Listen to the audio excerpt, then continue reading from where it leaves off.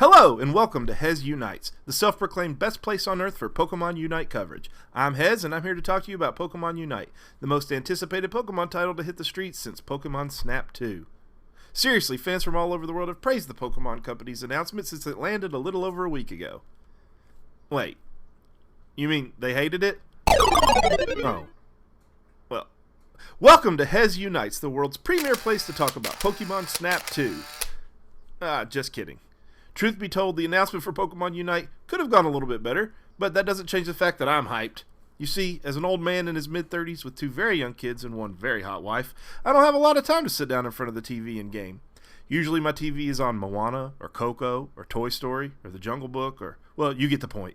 So imagine the appeal of a Pokemon game I can play while my kids watch whatever Pixar movie they are currently obsessed with for the 400th time. To top it off, it's a Pokemon MOBA, and I freaking love MOBAs. I played a lot of Smite, and I've lost a lot of League of Legends and Heroes of the Storm games. And if you don't pay attention to the warm and uplifting team chat, you can have a lot of fun with MOBAs, even if you're bad, like me. Today we're going to break down what we know about the game, how we think it might compare to other MOBAs, and spend some time doing what every married man does when his wife says, "I'm fine." We're going to overanalyze every detail. Let's get into it.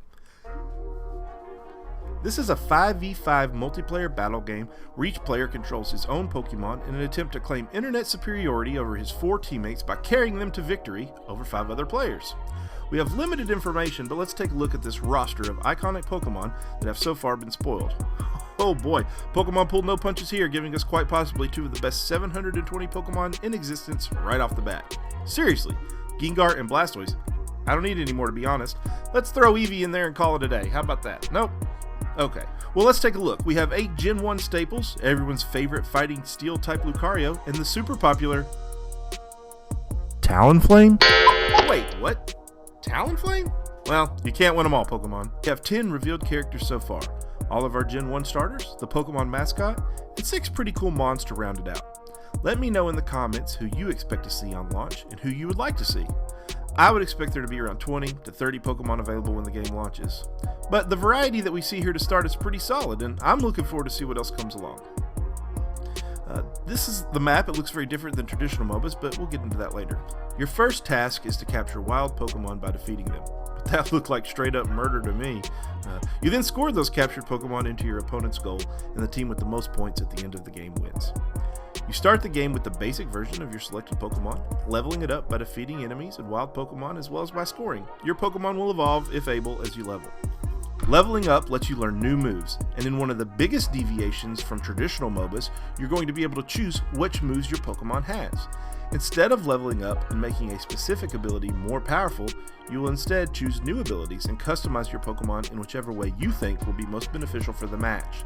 This is going to be a key strategy decision that you have to make in every match, and is going to be one way we see the skill cap going up. Most other MOBAs have a very intricate item system that players must know in order to compete at a high level. When Pokemon Unite was first announced, I was excited because I know all the Pokemon items and realized there would be some amazing ways to customize your Pokemon with those items. However, there does not appear to be an item system in-game, which, upon reflection, is in my eyes a very, very good thing. Let's be honest, the biggest barrier to entry in any MOBA is being able to memorize all the customization options and how they interact with each other and every playable character. What Pokemon Unite is doing here is brilliant. Most Pokemon fans already know their favorite attacks and have a general idea of what they do. Here you see a Charizard with a choice between Fire Blast and Flare Blitz. When you're just starting, if you're already familiar with Pokemon, you don't need to go into detail on each attack. Although it's still a great idea, you're going to feel comfortable right away making a selection and trying it out. As you play more and more, you will learn what each attack does, as well as what it lacks. But it won't be some daunting decision tree like when you open up the shop in League of Legends and are hit in the face with a million options, feeling like a woman who has Snapchat. At first I was really disappointed with the fact that we don't see any items, but the more I think about it, the more I'm okay with it.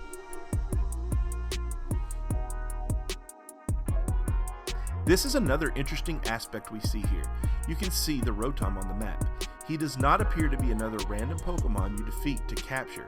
It seems that defeating him gives your team some sort of buff. Also, we have seen a Zapdos-like raid boss that you can defeat for some kind of buff for your team. Here we see some of the different attacks, including Unite moves, which appear to be an ultimate type move you would see in League of Legends or Dota. Interesting here that we see Charizard taking down a Blastoise. That's because there are no type advantages in Pokemon Unite. Type advantages are a quintessential Pokemon mechanic, but from a game balance standpoint, they could end up being a nightmare.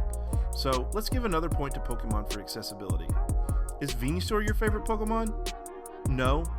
Oh yeah, good point. Why would the worst Pokemon ever made be your favorite? Duh.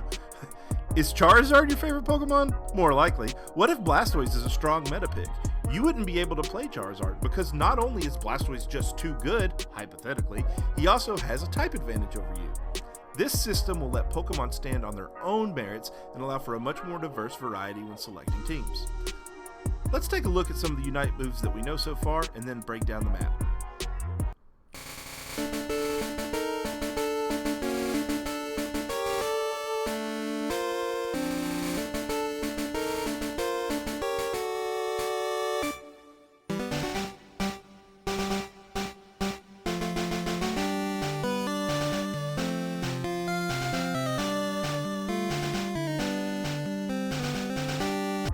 Here we see how different this map looks compared to other MOBAs.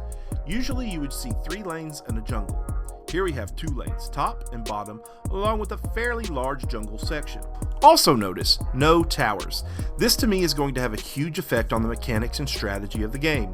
No longer can you hug the towers and wait for your insane carry jungler to come over and rescue you. Mobility and map awareness are going to be huge for this game. Since there are no towers, it's safe to assume that there are no creep waves either.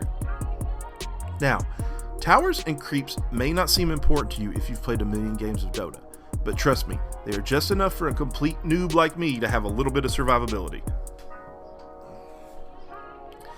As we discussed earlier, you will be capturing or murdering innocent Pokemon in order to take their lifeless corpses to your opponent's scoring area.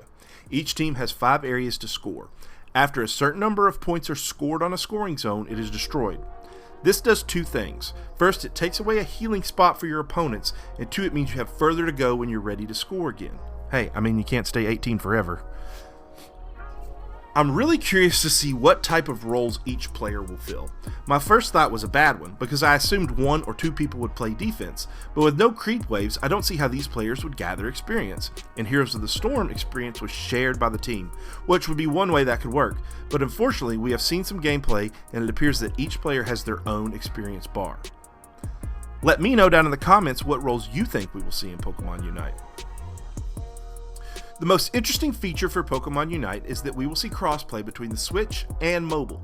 Now, I know you may be skeptical about playing a MOBA on mobile, as I was. What I did was I went ahead and downloaded Arena of Valor by TiMi Studios. Now, there's a reason why I did that. That's because TiMi Studios are the mega brain behind Pokemon Unite. So it's very reasonable to assume the controls are similar. And while I don't like Arena of Valor personally, for reasons that I'll go into in a later video, the controls are smooth. They've managed to make an intuitive MOBA experience on mobile, and in my opinion, it's absolutely worth your time to check out as you prepare for Pokemon Unite. There is a Switch version of Arena of Valor, but it's dead. It's no longer supported and is in dire need of some updates. However, it's an okay time killer if you want to check it out, and it's free to play. I would love to see this game grow and take off. I want to see a community that welcomes and uplifts everyone. You don't have to play League of Legends long before someone comes on and tells you what they did with your mother last night, or even worse. Pokemon has brought people together for years. I've been playing Pokemon since the beginning, and I hope we can build a strong, united community for Pokemon Unite. So let's keep the negativity over there on the Riot servers. That's all I've got for you today. If you liked what you saw, be sure to subscribe and comment what kind of content you would like to see going forward as we wait for more information on Pokemon Unite.